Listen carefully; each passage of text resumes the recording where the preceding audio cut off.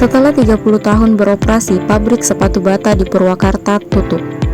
PT Sepatu Bata Tbk tengah disorot setelah pabrik sepatu bata di Purwakarta dengan terpaksa ditutup karena penurunan permintaan sehingga mengakibatkan kerugian besar selama beberapa tahun terakhir. Penutupan pabrik sepatu bata di Purwakarta berimbas kepada pemutusan hubungan kerja atau PHK terhadap 233 pekerja.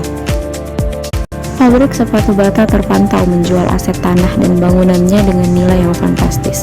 Berdasarkan informasi dari Bursa Efek Indonesia, PT Sepatu Bata Tbk menjual aset tanah dan bangunan senilai 63,4 miliar. Berdasarkan berita mengenai kebangkrutan pabrik sepatu bata di Purwakarta, saya akan menjelaskan mengenai depresiasi aset menggunakan metode straight line depreciation dan cash flow setelah pajak.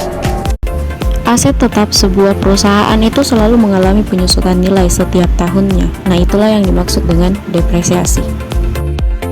Sedangkan straight line depreciation atau penyusutan garis lurus adalah salah satu dari 5 metode perhitungan depresiasi aset. Metode ini pada dasarnya memberikan hasil perhitungan depresiasi yang sama setiap tahun selama umur perhitungan aset. Adapun rumus yang digunakan untuk menghitung depresiasi aset menggunakan metode straight line depreciation menurut Dr. Andes Giatman di dalam bukunya Ekonomi Teknik, yaitu SLD sama dengan 1/N dikali I dikurang S.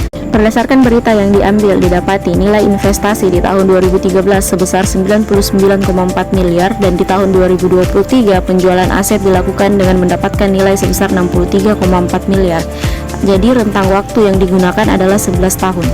Dengan menggunakan rumus SLD didapati nilai depresiasi per tahun yaitu sebesar 3.272 juta rupiah. Berdasarkan perhitungan tersebut diperoleh jadwal tahunan depresiasi aset. Adapun benefit dan cost pabrik sepatu bata di Purwakarta dalam 11 tahun terakhir.